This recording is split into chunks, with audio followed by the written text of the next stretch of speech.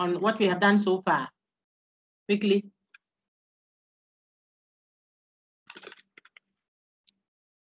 All right, I see no hands up. So we will continue. I sent you the discussion I had with City Campus. That link has been sent to you. The others are also there on the channel. You may find them useful. We went through what the mind-body problem is, how it arises. Sure, by now you will have it fingertips. Descartes' metaphysical dualism, labeled as official doctrine, which gives rise to it, generally speaking. It might have been there even before Descartes, but I think that Descartes' an understanding of what ultimate reality consists in led more to how pronounced the problem has become now. Then we saw the subjectivity, intentionality, causation, consciousness thing, how we distinguish mind from body. Descartes does that, okay? So that we say they are now two essentially distinct realities. Private versus public, extended versus non-extended, corporeal and non-corporeal, all that we saw them. I gave you some responses that have been given to the mind-body problem. Interactionism is one of them.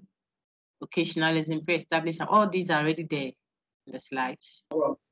Then I gave you a feedback response. For City Campus, it was right after the session that it was opened, that assessment was opened, onto the next day. It's just a quick response. Something I've asked you to do already, that you were just given opportunity to upload.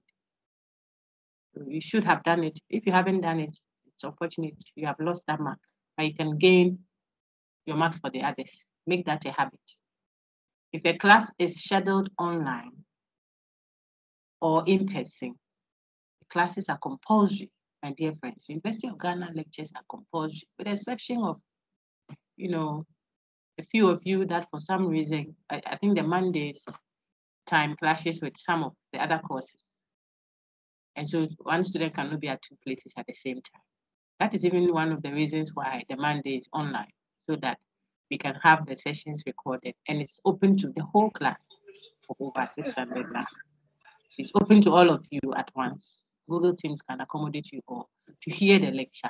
I'll engage questions on the lecture here and still make myself available on the Tuesdays to have that is a face-to-face interaction of everything we have done before I meet you. So if we had covered 3 topics, the group that we meet face-to-face on Tuesday will only be building on and seeking further clarification, if any, on what has been done on the Monday. That is why it is important that students attend lectures. The beginning of how our assignments have gone, how do I put it? The posturing should tell you that if you don't sit up, I'm speaking to the generality of the class now, you could fail the course. Yes. All right. So we don't want that to happen. We want students to pass, but they have to earn their grades. We don't want them thinking that this is an appendix course, something like, oh, this one, if you pass through small, the woman, she's good, you pass. You will fail it if you have that posture. And reset it. I'll pray with you, but you reset it. So tell your friends to have the right posture, okay? All right, that's a friendly advice. So we can quickly go on to what is next. Those who couldn't respond to any of them, look at what's on the screen, responses. Any of them. When I said apart from X, Y, or Z, ultimately it will lead you to the ones that haven't been captured in the question. I saw a prompt that said, oh, it's not complete. So those that I mentioned there, okay? I said apart from this, that, and that, which other response has been given to the mind-body problem as we studied it? So you just go to your slide like this. Take out the ones that has been listed there. Which one is left? Then you give your response to that in a certain specific number of words. That's all. It was just to engage you, but you were supposed to have read that too. And Brian. You were supposed to have read on them already. And I saw quite a number of feedback. So perhaps I'm speaking to the wrong set of people. I got so many responses. In other words, people did it. So if we didn't do it, don't think we all didn't do it. When I finish grading, we'll see. Anyway, so let's continue. Then we went to I said I'll take you to Ralph. So let us get feedback from the class. Ralph's response to the mind-body problem. What did you read? Keep your hand up if you have an answer quickly. Otherwise, it will be another assignment. I'll grade it in class. This is my time. I'll post it right now, Sakai, and ask you all to go and respond to it. Okay, give me a feedback. What did Ralph say to the mind-body problem? Very good. Elizabeth, go ahead. Thank you for the prompt, Elizabeth. I saw it. Go ahead. Okay, thank you very much, guys. Doc, please, Ralph says that the mind-body problem was a categorical mistake and then a linguistic problem. In terms of the linguistic problem, he stated that in the definition of the mind and the body, of the mind, pardon, they stated that it was an ultimate reality, and the mind in itself is not a reality, and so it's been wrongly defined. And then he further went ahead to say that it's a categorical mistake because you cannot compare that which is not a reality with something that is a reality. Yes, right. Thank you very much for the effort. Thank you. Let's take Ernest's question. Ernest, go ahead.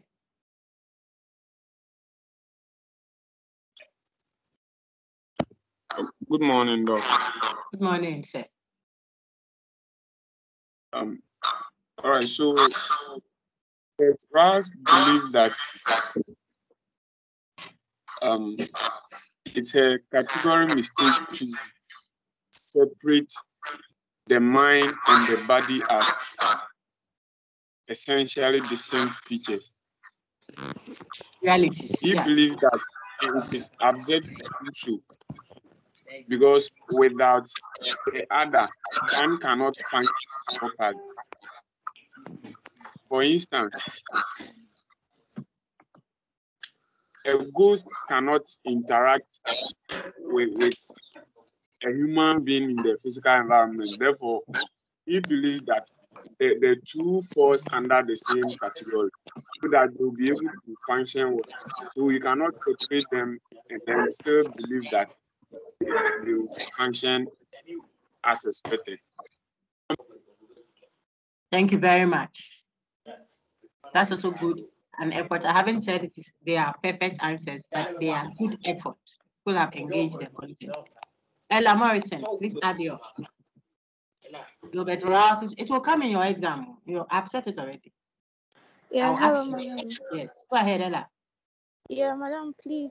According to Rao, he says it would be very inappropriate for us to ask a question of the relationship between a person and his mind, because he thinks a person is not a separate entity from his mind and body, but it's comprised of both.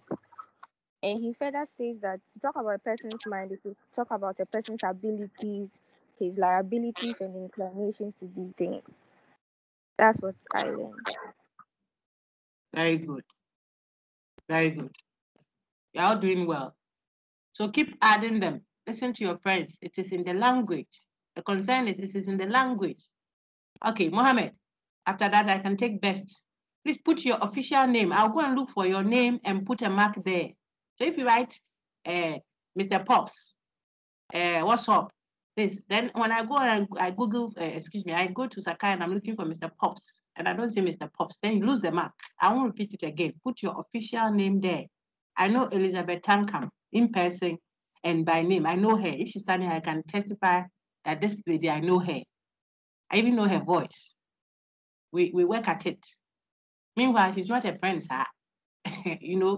But she makes the effort at reacting, responding, obeying simple rules. Even if she's being pushed away, she's forcing. All right, Mr. Best, 10, 11, this. Write your name, official name, so it is easier to find and put your class participation marks there. Okay, please do that. It's a big class. And don't call me, 2 years later, I say, Doc, please, you taught me in level 200. I want a recommendation. I taught thousands of people. I won't write a recommendation for someone I cannot vouch for. If he or she can even can even express themselves before an interview committee. They are going to say, oh, she's very eloquent, very analytic. She reasons this. Based on what? So these will all come up. When they tell you simple things, friends, let's do it for our own sakes, okay? All right. My dear Ella, that was a very good contribution. I called Mohammed and then I started preaching. So Mohammed, go ahead, please. Good morning, Doc. Good morning, sir. Yeah, please, I think, like my friend said earlier, with regards to the categorical mistake, according to Rai, he doesn't see that to be a problem at all. He thinks the problem is with the language. According to Rai, the workings of the mind are not distinct from the actions of the body. Are conceptual as a way of the actions of the body. Write that down. Add to what your friend is saying. Excuse me. Add to what the others had said earlier. But this one captures it well. Write it down. And what Ella said. So when you play back the recording, we pray that we get it intact. When you play it back, take note. I'm commenting on what your friend is saying now. Also what Ella said. All the others said something good, but then this one put flesh to it and it's simplified. Go ahead, sir. Okay, please, like I was saying, yeah. So according to he doesn't see that to be a problem because the is with the language. So according to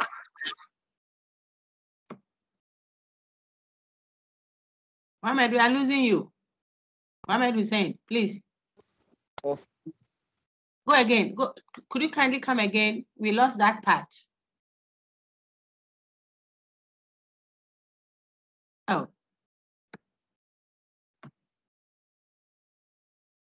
Then Mohammed, the Kambu people have come to work. When we said the thing is good, everybody pick their pens to write. Oh. Can you hear me, sir? Okay, let's take Prince Donko. I'm sure Mohammed will come back. Prince, go ahead. Good morning, Doc. Good morning, sir. Please, with Raoul's response, he said the problem results from our misunderstanding and misuse of language and concepts. Raoul points out. Write it down, friends. Write it down. Misunderstanding and misuse of language and concepts. Continue, sir. He points out Descartes and most people after him that they were guilty of category mistake. That the mistake of treating a concept as if it belongs to one concept of idea, whilst it does not belong, whilst it belongs to others. What does that mean? That sounds like my notes that I've given in the past, which is fine. But do you understand it? The second part, when you treat concepts of one category as if they belong there, when they actually don't. You see, concepts are ideas.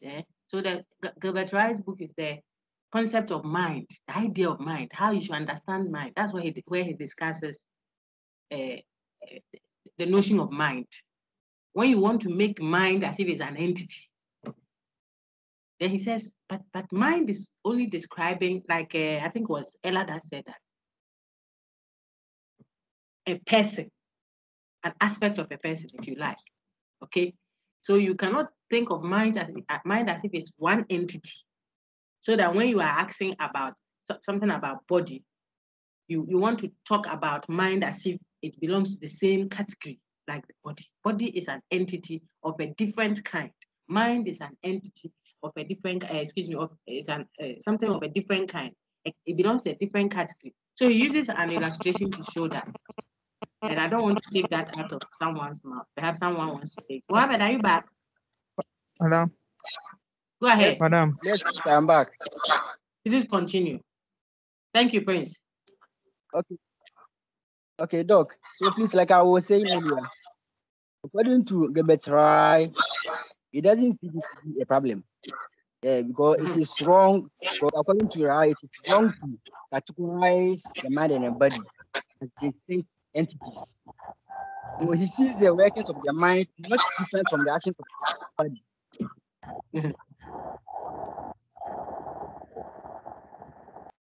Please, are you done? Yes, please. Because the mind and the body is the human body. Yes. So he will even think of mind as if it is.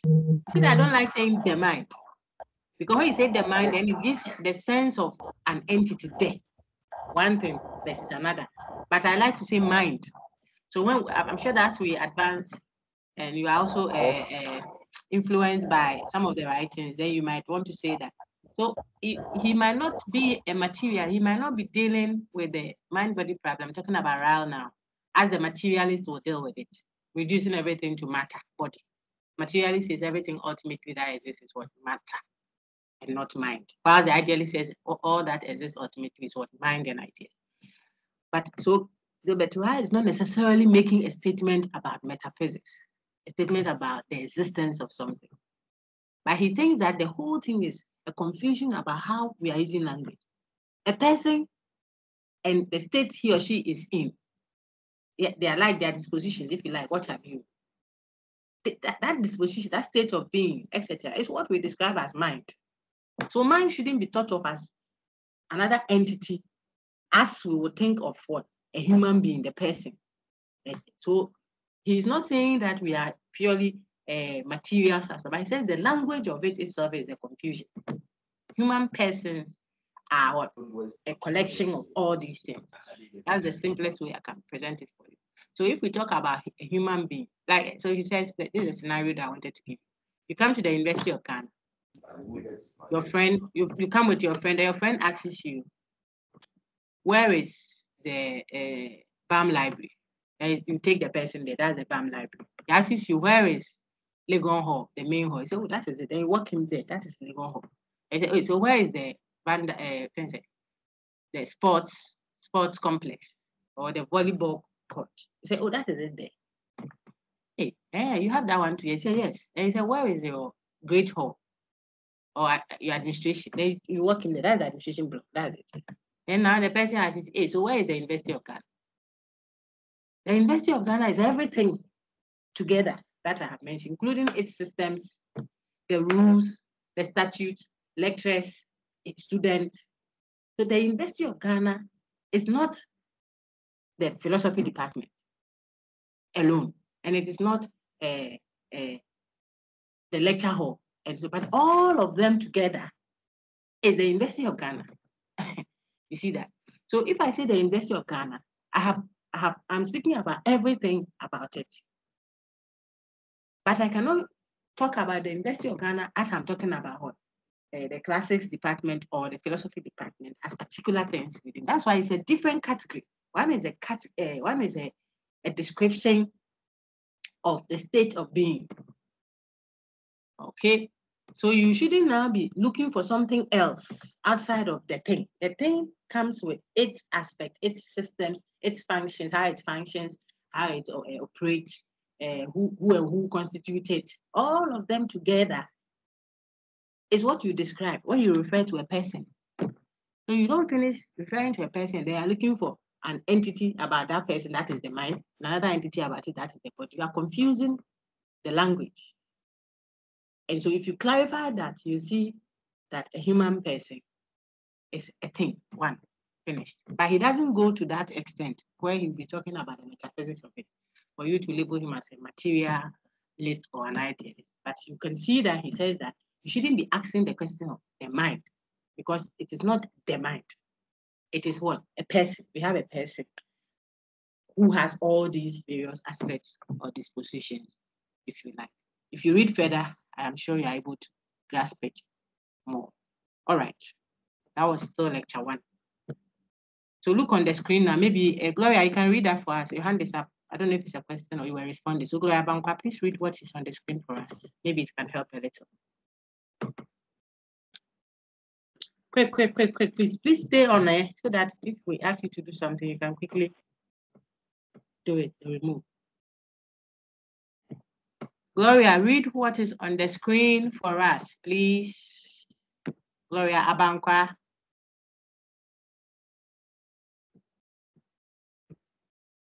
Wilhelmina, please read. Or nullifying the problem. Please start. I didn't hear the beginning. Go ahead. Solving or nullifying the problem. giving a metaphysical response or approaching from an analytic Okay. into brackets language perspective, while concern is with the substance talk.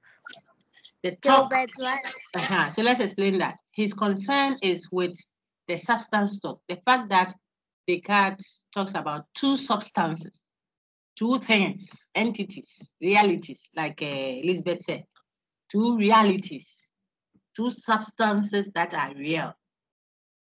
That is the problem. He wants to ask, what is this thing we are calling a substance? Is it that when you see a human person standing there, you can extract a part of her that is mind, another part that is body? What does substance mean? Because it is an ambiguity that is supporting a certain so-called problem. Then we don't know how one interacts with the other two people standing, Aide Powers and Bukumbanku, that we have to find how they are causally affected or something. Continue. Gilbert Ryle thinks mind is not another thing or substance. Take note of that. I will ask you. Continue. Mind is a function or disposition of matter. This may not necessarily be Ryle, but it captures, I think, what Ryle is trying to put across. So I put it there to help you understand it. So if the person is, when I say I am here, I myself close the door. I myself, I close the door. So I myself, the I and myself, are they two distinct realities? One is just the way we speak about the other. So the way we speak about the other need not become another entity in our mind. Okay, the way we speak about something shouldn't make it generate another entity. If I speak about my thoughts about you, you shouldn't distinguish, watch it, you shouldn't distinguish me and my thoughts. My thought is just a description of how I'm doing something. So there will be an entity, one. Okay, my thoughts, my feelings. Then you go and generate feelings and make it an entity. And then the mind I was speaking, you see, is another entity. And I want to know how they are causally connected. That is the challenge, says Ryle. Sister, continue. Oh.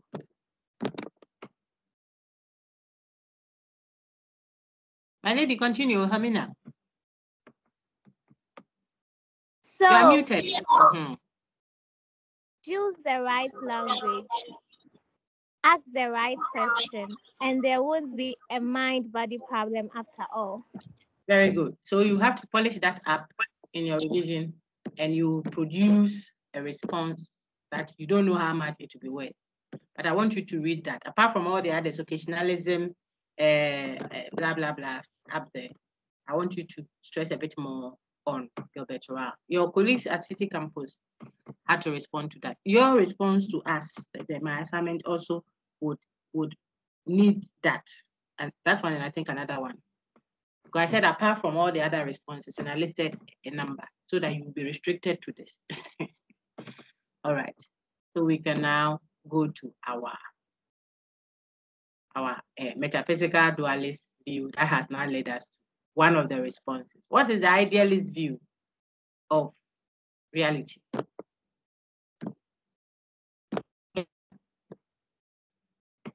Mary Quote, very good.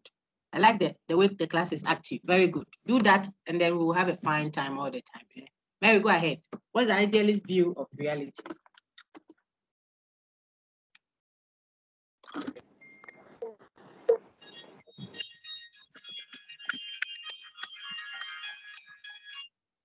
Go on, Mary.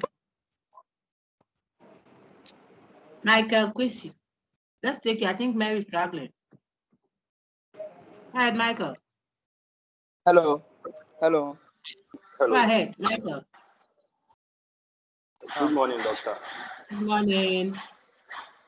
With the idealist view, I think it's a monist view which suggests that the mind is the only ultimate reality. Okay. Hello. So what ultimately exists, or the ultimate reality, is mind. You can say, and its Yes. ideas. Because ideas are still mind, are still mental. So then we capture it. Very good. So now we are ready to Thank move you. on. Welcome, sir. Now we studied our idealists, and then our reference text, the questions that matter, captures the following folks on the screen as what? Idealists. It captures them as idealists. Look at them. To mention any of them, Plato, John Locke, George Berkeley, you have to have them fingertips. Okay. But we launch into our idealism talk now. We think of idealism in two ways. I've done this with City Campus. I have posted that link. I am expecting that students would have engaged it. Just play it and hear. Look at it. The slides are the same. The discussions we are going to have are on the same topic. But they had their session before you. And if you also have your session on the topic before them, I post. So you are always one step ahead. You can never complain. Okay, to help you. So that the actual, interactive time like this we are having, the lecture time like this, is an addition. Then I still meet you also in person to take your questions. If you still have any, even after we have discussed it a week or maybe two before, when we meet in person, hey, doc, you see that's our topic on topic one. When I was reading, I was making my notes or revising something, I saw some so. Can you clarify that? Or do you think this one can fit into that? Or that's how you learn in the university. It's a training we are giving you. So let's work that way. I'm going to say some things here, but if you have already engaged the City Campus discussion still on this, and you are all the same level, the same time, are going to be graded the same way, God willing, by the same person, then you are already ahead. So some of the questions, when I ask you, see that you will be answering and you understand. I tell you, there are people who have never been to the course site. They have never received anything from anybody. They are waiting for people to create WhatsApp platform and tell them what the lecturer said. Why do you like mediator? There's only one mediator, guys, between us and God. I didn't like that. And I'm like my father in heaven. I don't like mediators. Cry. Before the thing passes through the mediator and gets to you, it is mixed with and tainted with the person's own opinions and perspectives and how they were writing. And look at how I did a cut and paste. And some of the questions didn't come. Some pages were cut off. The assignment you did, I said pages. Some of the responses. I think after materialism, the other one went off. That's what happens when you are copying from a place to the other, to the other, to the other. So I like it when we are all on the side, course side, by the grace of God. We all have access to it. Once in a while, maybe I have a little hiccup. I can prompt class rep or my colleague, please, I'm struggling with my network. So can you check what was? It's okay. But some people, their postureness, they won't go to the course site to do anything. I'm responding to some few people who called this morning. You won't go to your course site. You won't read announcement. You won't look at it, whether there is a notice there. You have 4 or 5 courses. You can't do that. How will you manage someone's daughter if you marry them? Or someone's, son? How will you manage him? Okay, so let's learn that it's a discipline, it's a training. Then you build like that. Read announcements. Go to the course site. Look at the tools there, the resources placed there for you for all your courses, not only for this course. You engage it. You play it. Maybe you have a difficulty. Maybe you can't open. Then the next session or before the session, you can send an email, you can call, you can WhatsApp. The legitimate thing, not the attitude of I am sitting, waiting for the information to come to me. From who? Those who have that responsibility. They didn't come to school today. All right. So I'm saying that I've said a lot of the things we'll say again in this lecture already in the one we have with you. If you engage it, it will help you so you can always get one step ahead of us. There are 2 ways of thinking of what? Idealist. You can think of an idealist as an objective idealist or a subjective idealist. These are labels that we are giving to people as we examine their philosophies. Okay, they haven't perhaps even called themselves that. But if you look at how they are reasoning, you can put that label on them based on what you observe about them. Like the way you can call someone that this person I see her, she's a lawyer. Maybe she's not. but the way perhaps the person dresses or presents themselves or argues or defends people, etc. You can say, we do a lawyer. Okay, so we are looking at certain ways of categorizing what idealists. You can think of an idealist as an objective one or a subjective one. Read for me what you see on the screen now. Calvin Sanders, I have a question. Francisca Afaji, please read what you see on the screen for me. Thank you very much. Quick. Francisca.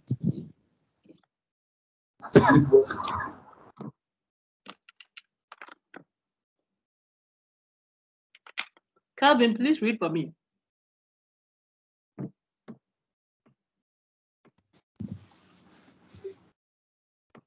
Calvin, read, please. Okay. Objective Idealist by John Locke. Things or ideas exist apart from our perception of them. They Hold will on. continue to Please exist. Please hold on. Yes, please. Since the idealist believes that what is real, that's what your friend just told us. Reality is just what? Mind, or if you like, what? Ideas. Ideas means it's not a, we have already discussed mind and matter. Ideas, it's not tangible, it's not corporeal. So mind is not supposed to be, and I'm not talking about brain. We established that already in our first lecture. Okay, so mind is supposed to be a non-physical, a non-tangible, non-extended, private entity. It is still a substance, says Descartes, but it is a non-material substance. So it is not matter, non-material. It has unlike matter. Matter has weight and occupies space, so it is tangible. But mind is supposed to be a non-physical part of a human person. Yet it is non-extended. It doesn't have weight. It can occupy space.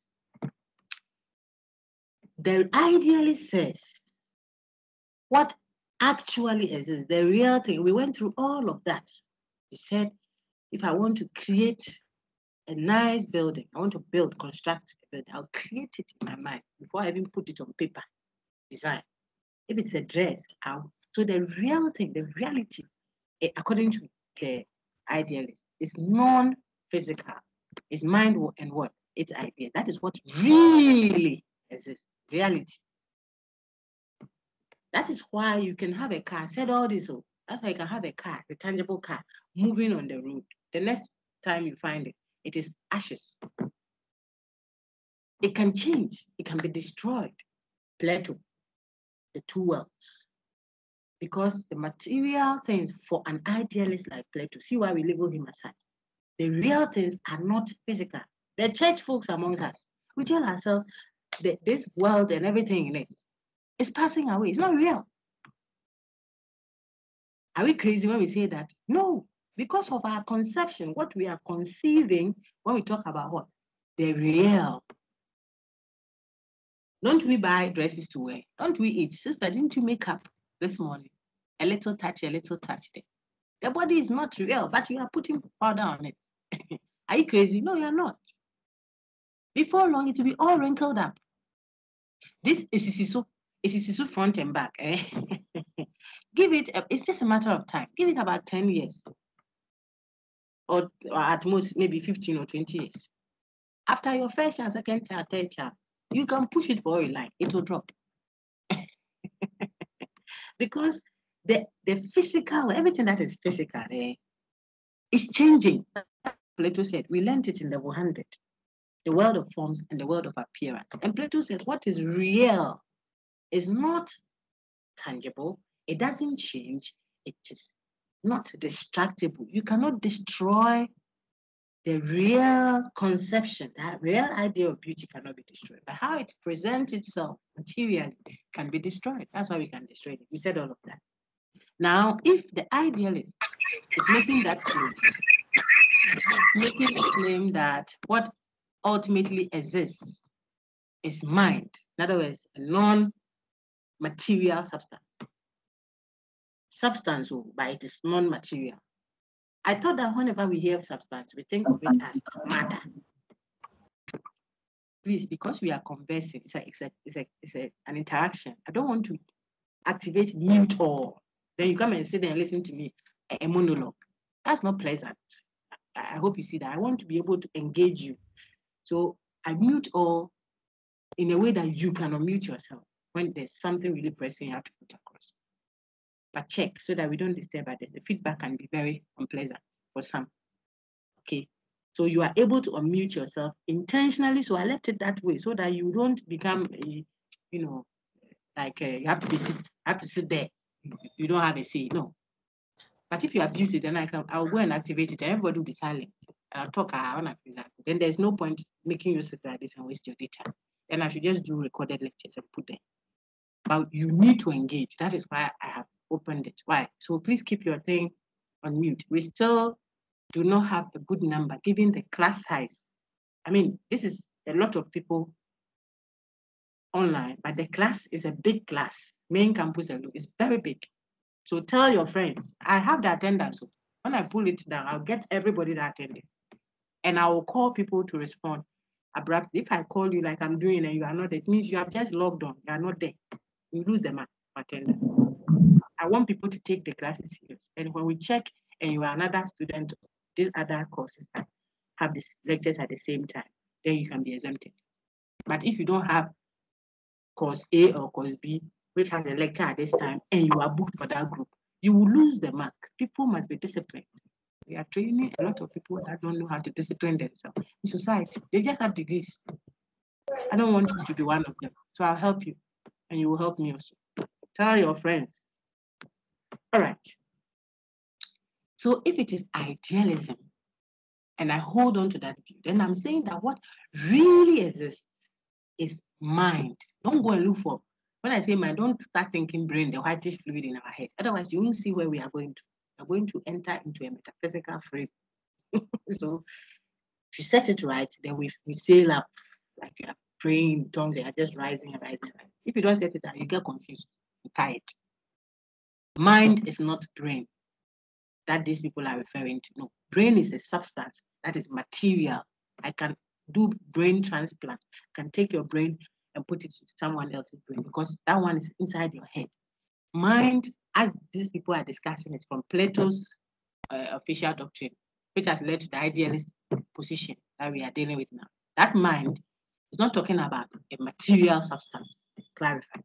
Now, so if you're an idealist, then you will say that what exists ultimately, if you stretch it out, what ultimately exists is mind. Matter doesn't exist in terms of what? Essence. It depends for its existence on what? Mind. That is if you took Plato. To every other beautiful woman you see on earth, beautiful woman, matter, material woman, is participating in what? The essence of beauty. We have done that. Okay, if that is so, then how can someone be an objective idealist? That's problematic. So what is the objective idealist view? Not that the person says, I am objective idealist. He's trying to maintain a reality independently of what? Perception. Let me explain that. If you say what ultimately exists is mind and its ideas, then it means that any idea I have will be what? In the mind. If there's an idea, the ideas will not hang in the tree. They will not hang in the air. The existing thing, what exists, it is mind and ideas. So think of Nancy. I am seeing a table. It means when I say I'm seeing a table, the physical table out there for the idealist, yes, there's a physical table there, but it is not the reality. I've showed you why. Because the next minute, that table can be ashes. The next time, it can be a club that you're using to hit a goat. You just break the leg and it has become a weapon. The next minute, and so on and so forth. So it is not really a table. It is serving a table purpose now. The next minute, it can be something else. The next minute, that's the point. I think if we elaborate, we can go on and on. So it is not really what it is. It can be firewood. Then the ashes can be medicine. It can be a deodorant that someone is using lemon to mix that ashes to clear their armpit the next minute. One thing. So what is it really? It's mental. It's the idea of table. That one you can change. Okay. If the idea is the one that is real, then the idea of table must be in a mind. Ideas don't hang on trees. They are in minds. It is people that conceptualize. Let's say that way so that I can help you understand. It's people that conceive by their perception. When I observe, the channel is my eye that I'm using to see a table, a supposed physical table there. But it is the idea of table that is real. So can there be ideas without a mind that the ideas are contained in? No. By this reasoning, thus, if you come and you argue that there can be ideas that have not been perceived, think of perception as what? Sensory, acquiring knowledge through your five senses. You are perceiving. So you're either seeing, hearing, touching, tasting, or smelling. If you have started doing the Russell work, group work I've given you, you will be so good now. You will see a lot of the discussions between the idealists will come alive in Russell's paper, the chapter 2 of his Problems of Philosophy. Okay, where he's talking about table is not smoothing. Read the text. I put it in resource, and people don't know the animal con resource too. Tell your friends who they do that. I want you to do well, but you will earn it, and then get a straight A and do whatever you want to do with philosophy and classics after that. We are not worried. But don't come with father, Emmanuel, Daniel, father, Emmanuel, Daniel. When Abraham and Benny's people are up there, you won't father. We don't want to give you that. So you work hard. I just said, if mind is the real thing, in other words, ideas are real. Ideas don't hang in the air. So anytime there is a reality, which is an idea, it must be looked in mind of a kind. It may be my mind, your mind, another person's mind, so to speak. But ideas will be in mind. And Bishop Berkeley will trace it all the way. Some even do that, all the way to the mind that oversees the universe, an ultimate mind. But that's for another day, how he proves the existence of God. Okay. So as soon as that supposed material object out there is captured in the mind of someone, then it is real. If it is not in someone's mind, it cannot be a reality. If I haven't thought about a 3-story building that I want to put up and how I want to shape it and what I want to write in front of it, all these are conceptions. You conceive them, then you create it. So the physical building you see there is a manifestation of a reality that was already there. But the point is that reality must be in the mind for you to be an idealist. That's the idealist position. Okay. Now, our problem is this. There is someone that portrays or seems to subscribe to the idealist view. Idealism is answering to what? The existence of something. It's a metaphysical question, not a question of knowledge. We have discussed that also. So the idealist says there is a reality, which will be what? Mind. Yet, this type of idealism wants to say that this reality can exist, can be real, can be there, independently of a mind which perceives it. Things will even exist. Things here referring to what? Ideas. Remember, the reality is ideas. So ideas can be, the idea of a thing can be, even if there is no one. In other words, there's no mind to perceive it, to sense it, to see it, hear it, touch it, taste it, or smell it, and therefore gather data, gather ideas, qualities, and put in. There's no such, yet there can be a reality. Then is this person actually an idealist? or he wants to be idealist, but he doesn't want to go the full length. He's going and then he leaves them halfway. That you should be able to critique. I could ask you, why would you consider objective idealist position, I put that in quote, of Locke, as problematic for his idealist position? With practical illustration, explain your view. 30 marks. If you don't know, you don't know. This one. So I've taken time to show you. If you weren't an idealist, you won't have any issue with whether objective or subjective, whatever that you're going through. See that. But if you subscribe to the idealist view, you think it makes a lot of sense to say that what actually exists cannot be the material. It is the non-material. Some call it the spiritual. Some call it the mind. And some call it soul. If you think that is what ultimately exists, in other words, in Plato's term, doesn't change, it's permanent, it's transcendent, blah, blah, blah, all the qualities we gave. That is the real. And the real is non-material. Then, can there be an existence that is not sensed? In other words, that is not gathered as an idea into that mind, especially for the empiricists who believe that I source for that knowledge through my senses. So if I see a table, then I gather the qualities. I see brownness, I see squareness, I see the shape, whatever, the smoothness. And so I, in my mind's eye, when I gather through my senses, I interpret that to be a table. That's how I see. Well, how did it get from the physical table supposedly out there into your mind?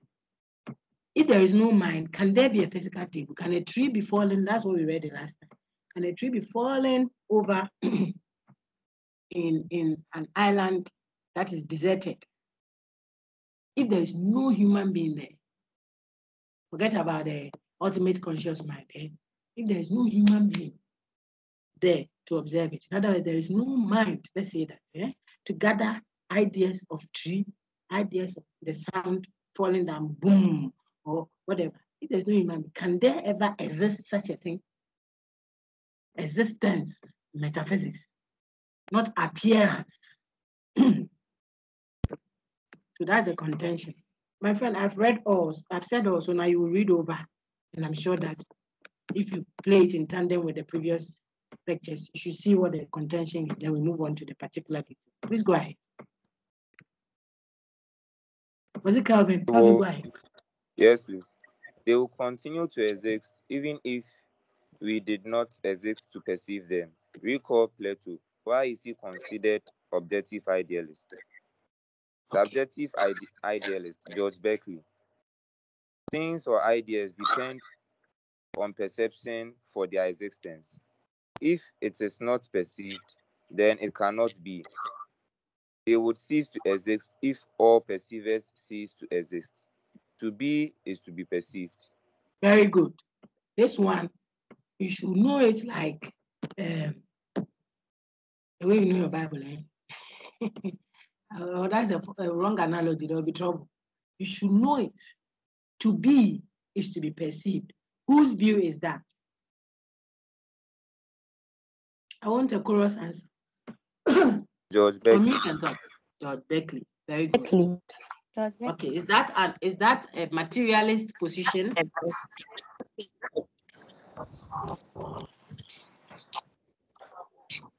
Yes. Is that a materialist position?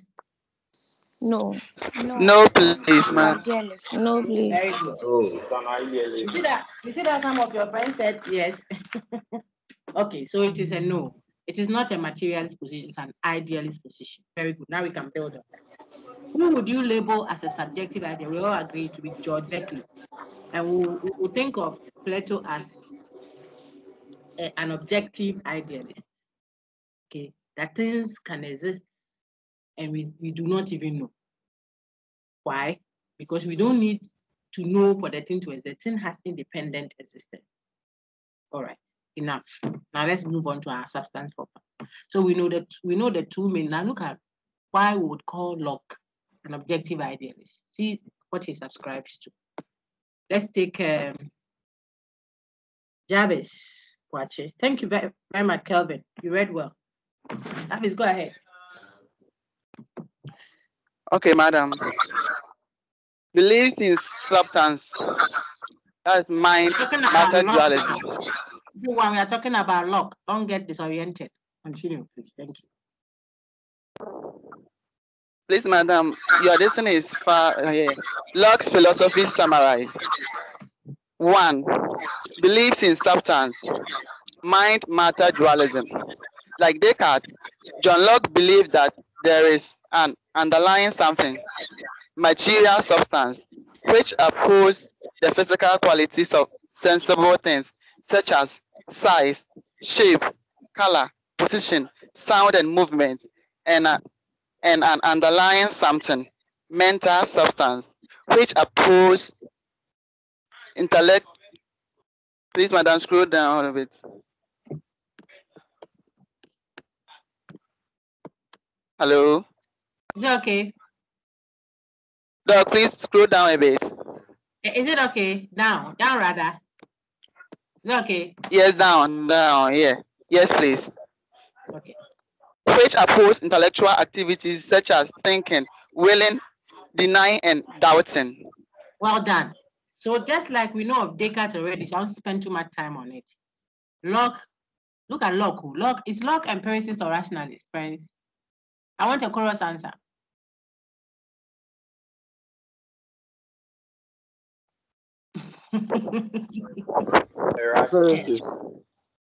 Is Locke rationalist or empiricist?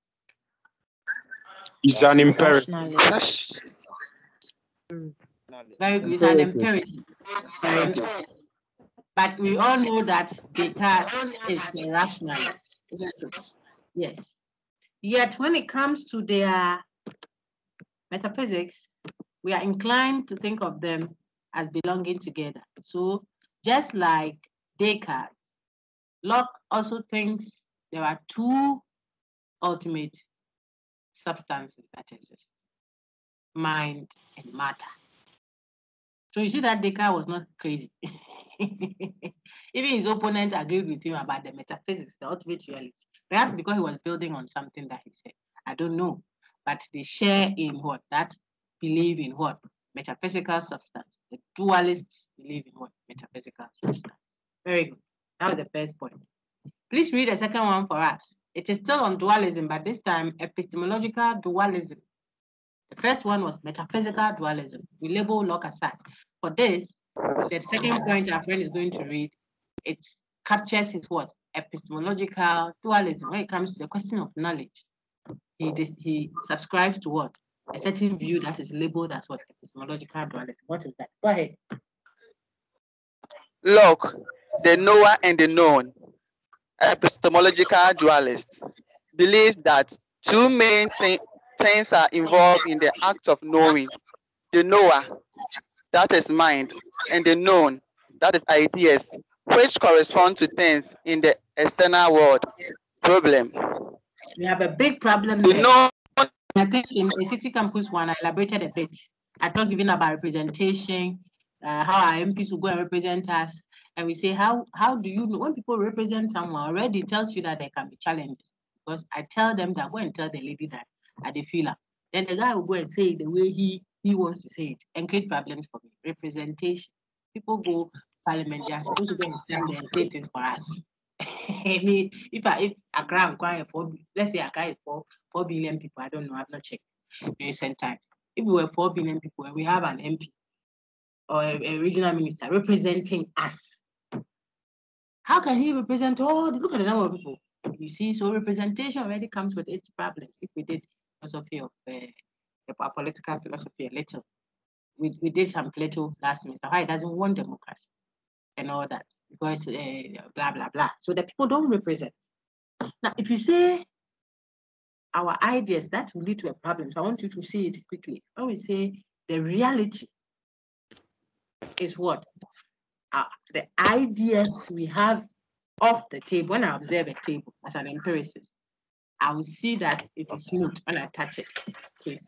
So my idea of it, listen attentively. When we put flesh to it, it will be easier for you. Now we are doing the abstract. When I touch it and it is hot, the idea of hotness, which I feel by touching the material substance, take note, my idea of it is what it is. That's what the problem that we are having now. The idea you gather of it, the idea is the quality, softness, hotness. So you get that from Russell if you read the text. He's dealing with the same thing, and then he's trying to reconcile a certain debate, bring two opposing views together. That's what he's doing there. I touch it and it's hot. Idea of hotness, I gather and I put in my head to represent. So the idea of hotness I have in my mind as an empiricist, who is also idealist, Locke. That idea is supposed to represent the table's texture out there, smoothness, soft, hard, hot. What are the shapes? The shapes are what? Square, rectangular. So the idea of rectangularity that I think I perceive of the table, remember it's an empiricist. That's what I say, that idea of squareness, hotness, give me some other qualities. I've done texture, that's good. All the ones you can, is what it is out there. What if I'm wrong? So if you make the reality an idea that you said you got from a supposed material substance out there, then how do you become an idealist when you are making a claim about something existing outside of your ideas? Then you are not really an idealist. I hope you get it now. That's a challenge. So if you reduce reality to one, say only one ultimate substance exists, mind, and its ideas. And then you say the ideas, see where that's where the problem is. The idea represents something out there. That's something out there. How did you know there's something out there if the reality is what is in your mind only? How did you know that there's something there? Then the question to that, the other folks will be, you two, how did you know? How did you have ideas? If there wasn't ideas of what? Nothing. The ideas must be of something. So we'll be back. We'll get back to that one shortly. But here, the distinction between the knower and the known is a challenge. When we look at the 5 proofs of Berkeley, you see that he doesn't have to deal with that. Because the knower, which is mind, and the known, mental, are one. They don't go further to say, I'm talking about Berkeley now. Berkeley will not go further to say that there is something out there whose ideas are represented in my mind. If that comes in, the question will be, how do I know if the ideas truly capture what is supposedly out there? What is that thing that is supposedly out there that I'm having ideas of hotness and coldness, what have you of? I said at this stage, it just seems a little bit abstract. That is why you should be engaging the Russell to put content to it. All right. Read the second paragraph. Say. The known has to be like mind, and in the mind, not the physical object in the external world, such as table, for the table itself cannot be in my mind. So the known is rather a mental representation or idea of the table, round, rectangular, smooth, flat, and four-legged, which corresponds to things in the external world. So let me put some flesh here, even though it's not exactly what they are saying, to help you follow the discussion even better. Okay, thank you, sir. Like you know your friend who's a neighbor to you. What you think of her because of what you see of her. Maybe she wears short things. She likes every day a car comes to pick her, and the man that has a big bloated tummy, you know. And the lady doesn't talk to you anywhere. When you go to her room, you don't see anywhere she does. These are all ideas you have gathered from your observation of her. Remember, you have observed and seen that. If you go into a room, she has everything, flat screen. The latest one she changed. Her iPhone is iPhone 14. They haven't even manufactured that. She has it. That's everything that a lady of your type at that hostel doesn't have. So based on those ideas you have gathered of her, you have we make a conclusion. That's so the lady who's living there is a prostitute. Because then where will she get all these things from? That is how you see her. They are ideas you have gathered from your observation there. The fact that you see the table to be smooth cannot necessarily mean we are back all the time to this discussion that we always have when we are doing philosophy. Okay. The fact that you see the person that way cannot necessarily, may not necessarily, does not necessarily mean that what you think of the person is what the person is. If I gather ideas of a thing and I say that what really exists, who keep on muting their microphone? Just mute it all. Who? Ryan, I feel it with your thing. Keep it muted, eh? Okay. So if you want to be an idealist, then say that's for me there. What I see, what I've gathered. Paul say, what we have seen, what I want to quote him well, that is what we can bear witness to. We have handled, we have seen. He's speaking an idealist language. And then he's making that a case to impress upon you to also join. Maybe you don't see what he has seen, but you don't hear it. He's not imposing it on you that you must see it and hear it. I say, me, what I have seen, what my hands have handled, that is what I testify about. In other words, that is what I believe is the real. Okay, so I'm showing you that as we were discussing, it looks like it's far away. There's something else. There are real things very close by, but I want you to get a concept first. Then we can actualize and make them meaningful. Why it is a discussion that is worth having at all. So if you say your ideas of a thing represent the thing out there, we already know that our thought may not truly capture that thing out there. That is why then it will mean there must be another reality outside of what is in the mind. Okay? Then you can't sustain your idealist position. You can't be an idealist if you still make an argument that suggests that there is something beyond what you gather of something. This is the challenge we have if you distinguish the knower and the known. Epistemological dualism, which Locke subscribes to. Let's go to the third one. Well read. Thank you very much. Edu Jemfi, please go ahead.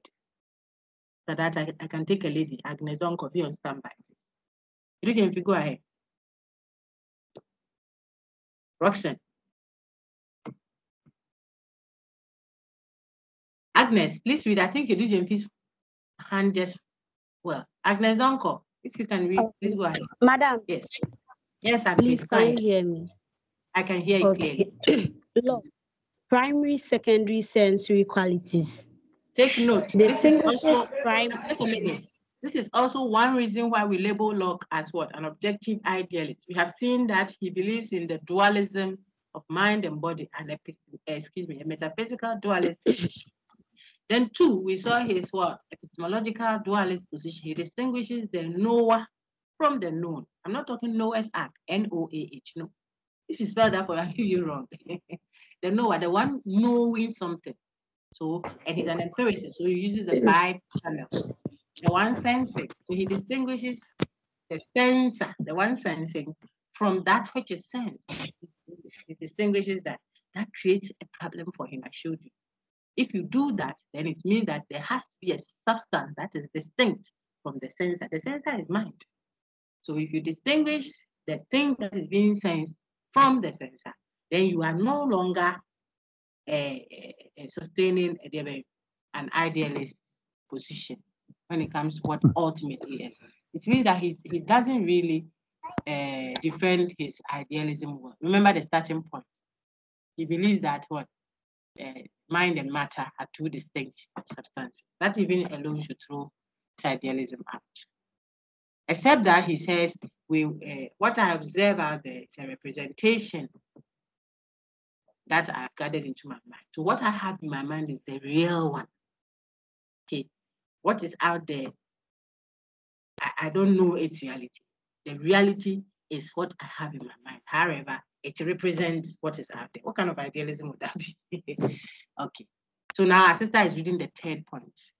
It distinguishes primary from secondary. Sensible qualities. You're talking about objects that we would have said we sense. Okay, table, chair, house, material substance. Go ahead.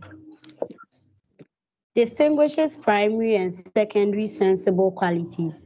That is, qualities that can be sensed. Primary quality is a quality that exists independently of a perceiver. That is, it still exists even though no perceiver were present. Size, position, shape, movement. A secondary quality depend on its existence on a perceiver. That is, it would cease to exist if there were no perceiver present. Color, sound, texture. Discuss objective.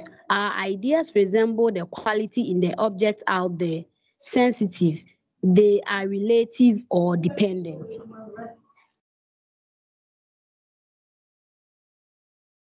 Okay, so that word there was subjective, okay, not sensitive. That's what I've just explained for you nicely. So our friend Uncle Locke further distinguishes what is primary from what is secondary when it comes to ideas. He says the shape of an orange. Let's put flesh to it. So whether I see or I don't see an orange, the orange will have its shape. Okay, if the orange is lying on the table, it will have its shape. So it seems as if, as for the shape, whether I am there to touch it, taste it, to smell it or not, it doesn't depend on me. Remember, value judgment versus factual statement. We would normally say that value judgment depend on the perceiver, the one observing, to ascertain whether it's true or false, something like that. Whereas we think that factual statements are out there. It doesn't depend on my feelings. Okay, let's bring the same touch here. The taste of the orange, however, whether it is bitter or sweet, can an orange be bitter or sweet without someone tasting it? There must be someone tasting. The person tasting that, your papa is bitter. The other person will say, oh, I don't think so, it's sweet. So bitterness and sweetness seem to be tied to a subject. Without a subject, it seems that we may not know what the taste. We may not know the even texture. I think we can put it in the texture. Is it smooth or rough? Is it hot or cold? Okay, those ones, it looks like it depends on the subject. But is it round or square? Is the summer field round or square? Doesn't depend. Supposedly, Locke doesn't think depends on any perceiver, because such qualities, quality here just meaning what? Ideas. Square, rectangular, the position, the shape, what have you. He thinks these ones are fixed. Whether you observe it or you don't observe it, it is like that. But the taste, whether the texture, whether it's smooth or rough, and so on, will depend on the specific person, in other words, the subject, who is what? Sensing it, maybe feeling it, seeing it. You see music, when music is, I think I said that to you, maybe to CJ Campus, let me repeat it. When there's a music playing at a funeral or something on the garden, you can have the sound operator sitting there, sometimes they even put it on inside their ears to monitor. This loud noise is in his ears, he doesn't feel the loudness. And then I said it that some grandma passing by, say, oh, the song is too loud, I can't sleep. Because loudness is relative, subject of it. The person hearing it can sense it to be loud, whilst another person can sense it to be what? Normal or not loud. However, as for the size of the stereo, the thing there is the speaker or whatever, whether I see it or I don't see it, says Locke. I'm capturing Locke's distinction between primary and secondary to make it easier for you. Then you can now do your own critique of him. He thinks that as for the shape, the position, the size of the object, it is not dependent on the perceiver. So it's that quality is fixed. Therefore, those qualities can sustain, see the implication, it can sustain the existence of something, even if no one has perceived it. That's how come he thinks there can be a tree on a faraway island, with no inhabitants, no human beings there to observe it. Yet it is possible that they can exist such a tree. However, if the tree should fall down over there, this log, and it makes a sound, boom, that one, there can't exist a sound, whether loudness or soft. No, sound is loud or loudness. You can't have that sound of loudness if there isn't anybody living there. This is Locke. So he is distinguishing primary from secondary qualities. So he can make an argument for the possibility of what? Existence, some kind of existence, independently of what? A knowing mind. Very good. Sister, continue. I think you can read it. We read this the last time. I'll read it again. It's a big class so that those who missed it can see. Read it, please.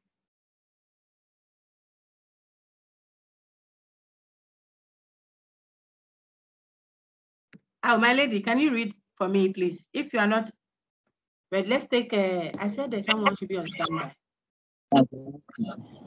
Okay, let's take. Who is ready to read? Let's take Vanessa. Ajay for Joy can be on standby. Vanessa, go ahead. Madam. Yes. Ask the class. Yes. From Locke's perspective, do you see why a tree falling over on a desert island can make no sound and have no color or taste, secondary qualities, though it must have size, shape, and motion, primary qualities? You should be able to answer that question. Yes, you should be able to answer that question now. Okay, and show what the basis of this response is in Locke's what? Idealism, or if you like, in Locke's philosophy. The problems you can have with that. So I could give you this practical scenario, and then you will now unearth the philosophy around that. All right. Let's take Bishop Berkeley. Now that you know so much about objective idealism, you see that this one will be easier. And you will see where they agree and where they disagree. Let's have a good read. Sister, continue, please. You just started. Bishop George Berkeley's subjective idealism, immaterialism. So if I don't see, just a minute. So if I don't see subjective idealism, I could see immaterialism. The opposite of materialism is what? Immaterial. Means it is not material. And when you see that, don't tell me, the person says, hey, go, that one question you asked, we didn't learn that one. We're looking for to be is to be perceived. SAPCP or whatever it is, it's Latin. We didn't see immaterialism. It is there. Those who don't like to look for anything in their study, they want everything done and packaged and brought to them. You are the people I'm addressing. I said there may be 600 of you that don't do that. Maybe only 2 people do that. I am like my Father in heaven. I leave the 99, come after one person so that he also join the flock and succeed well. So I am addressing you. If you think that all the number of you there, you are not the ones that do that, no problem. Let's just have time for that one person who will never go and read anything for themselves. I don't like it. It is there, immaterialism. Sister, read. Summarize as to be is to be perceived. Please continue. Notice that Locke will agree with this for secondary sensory qualities, but not for primary sensory qualities. Berkeley means this for all qualities. So, my friends, you see how Berkeley would differ from Locke.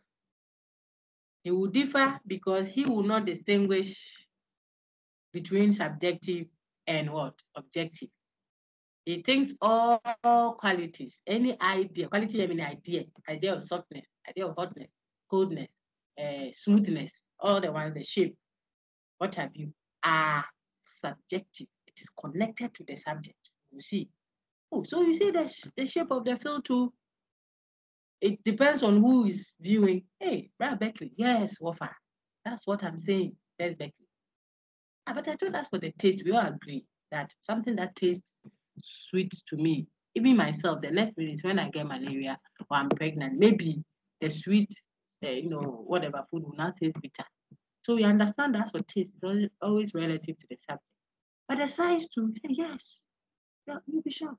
The shape, hey, so whether the table is square or rectangle too depends on who is observing. Yes, I'll show you. So those who have engaged Russell, you see the discussion. Russell takes time and opens it and shows the actual issue at stake, only to now reconcile them and tell them, please, for the sake of progress, let's understand that we may never know the real nature of we may never know the real nature of that supposed, see the language, that's supposed, we suppose it. We can't say with certainty that there has to be a reality there, whose ideas we are having, whose ideas we are having. You see that? You cannot be certain, there might be nothing there. Right? It's giving us those ideas. I said those who are reading the answer, I'm giving you a clue that can help your group work. If you haven't engaged at all, what I'm saying, like gold, you don't know gold, you put a gold dust on your table, you come and sweep it and clear your office. And you'll be waiting for someone to give you 10 Ghana. When what you found on your table was gold dust, you don't know. So I'm explaining to those who are working. If you are working, it will be a good approach for you. I said, the Russell discussion, you see that when he gets ahead, he will say, we may never know the real nature of that supposed reality.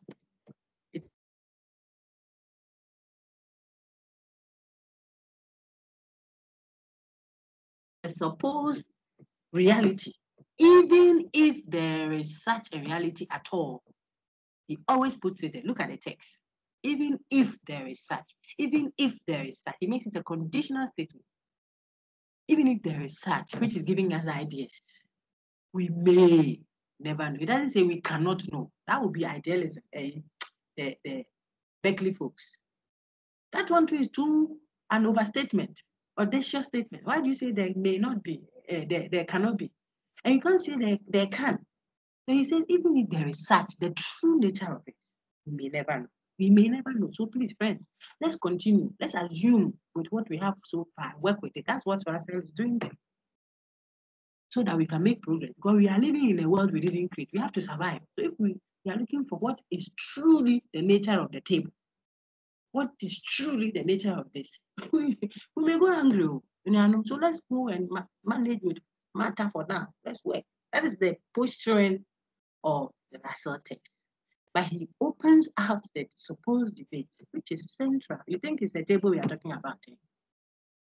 Do you think that the fight between Russia and Ukraine right now is a question of what? Someone who is a lunatic and is just throwing bombs, or someone who is another lunatic and is just fighting for nothing when he can't fight a person? They are seeing different realities, and everyone thinks he's right.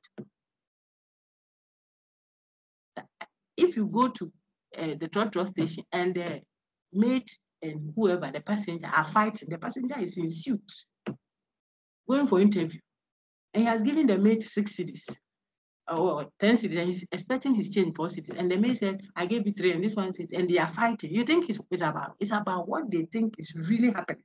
One person can be who blows the guy because he thinks the guy wants to cheat him, and the mate also think the guy wants to cheat him. They are seeing different reality. That's what we are having. That's the debate. But when it is ongoing, it's abstracted so that we can talk dispassionately about it. And now, when we situate it in everyday life, you will see I moved from Ukraine, Russia, my plane, I've landed at the trotro station. The next minute, you see some people who married 3 days ago, they are on their way to go and divorce. And you think it's a joke. Reality, the idealist view, my view of him, my view of him. If it's my view of him, then perhaps there has to be his nature that I am having a set. Could that nature, is a question, could that nature be different from what I think of him? Could it? Could it be that this same Bible that folks are looking into, that someone says it has to be a Saturday worship, someone says it has to be Sunday, someone says it has to be Friday, someone says you have to wear earring, another says no earring, can eat pork, you can't eat it. One supposedly reality seen from different perspectives. That is what is going on in Russell. Could it be that is the same? Or perhaps it is not. Or if it is not the same, could it be that we are really not disagreeing? Or perhaps we are. It's a substantive issue, practical. But at this level, we put a table there. We put quality there. We say hotness, coldness, to make the discussion simpler, no strings attached. And you can touch on the issues itself. Then now when we migrate from them, put it into the real actual life, able to see what you are contending with in the positions you are taking, how you are interpreting things. If I look at your face, because you entered my office, I saw the way you put your jeans down and your hair is a little bushy and your earphone on, and I think of you as a rascal. So my phone got missing in my office. It hasn't happened before. My students are not like that. But my phone gets missing, and then I said, hey, 3 ladies came before him. But I said, look, call that guy. Because you see him in a certain way. So you want to think some ladies can steal. Right up. Apologies, sisters. I'm also a lady. Nice designer hair, bunny, nice one. You know, she may even drive a car, has an iPhone, but it's a sickness. She just can't. She wants to try her smartness. So when she sees her, she will just take it. Sometimes they take and throw out. So if you use your ideas of a thing, see how I've shifted from dependent idealism to dependent materialism.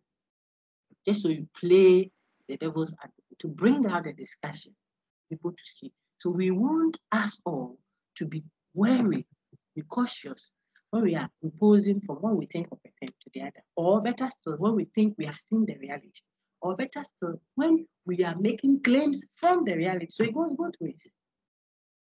That is where we are.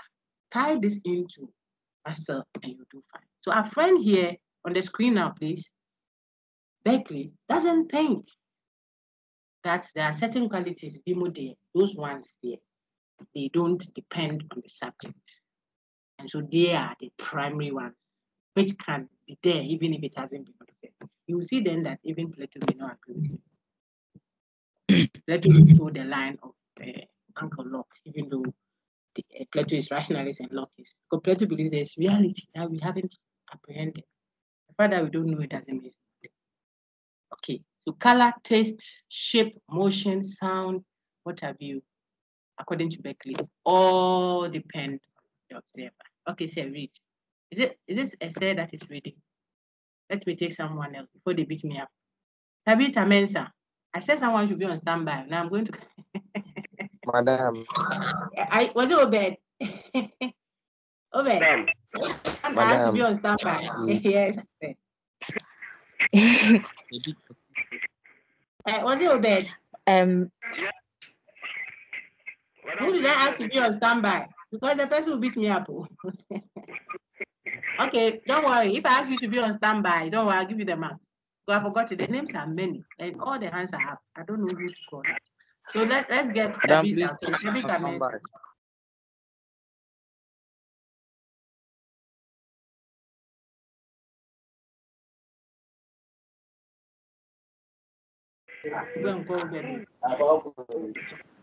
Okay, Obed, go ahead. I think Tabitha is still. Hello, madam. Are you ready, Tabitha? Yes, please. Okay, Obed. I promise, Obed, I can't forget your name. Your name is too important to be forgotten. So let's take Tabitha. After that, I'll come to you. Tabitha, go ahead. Okay, madam. Berkeley's point. What is immediately or directly perceived are ideas of a supposed table, not the table itself. And ideas cannot exist without the mind. The existence of ideas therefore consists in their being perceived in some mind. To be, that is to exist, then is to be perceived, sensed. When perceived in a mind, then it exists. Excellent. Top up for us. All that I've said already. Now let's take Beckley's 5 proofs. That is the argument he's making, which seems to have an advantage or advantages over his compatriots. Go ahead. Proof 1. Tabitha, read. You read nicely. Read. Obed, wait. Don't worry. Okay. Berkeley's 5 proofs advantages of his theory. Proof 1. Overcomes problems of dualism.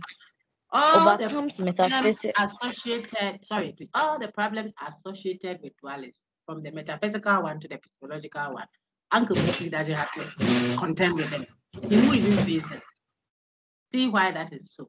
I mean, obviously, from the discussions, you know, he will not have to deal with them again. They will be dealt with. Sister, read it.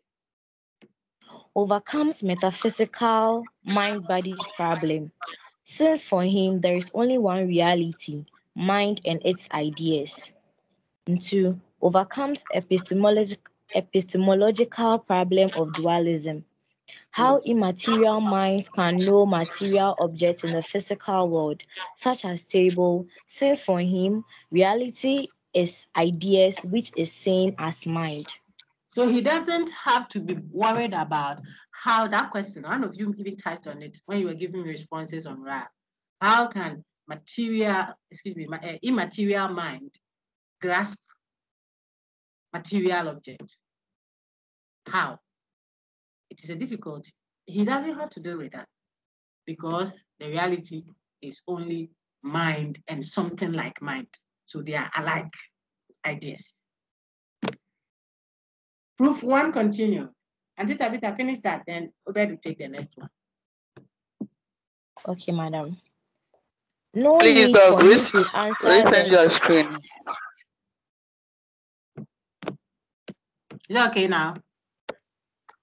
No, please. I can't see still. Oh, but it's there. Tabitha, can you see it? Yes, please. It's there. My friend, please touch your gadget a little. It happens. But it's still there. Okay. Auntie, read for me, please. Proof 1 continued.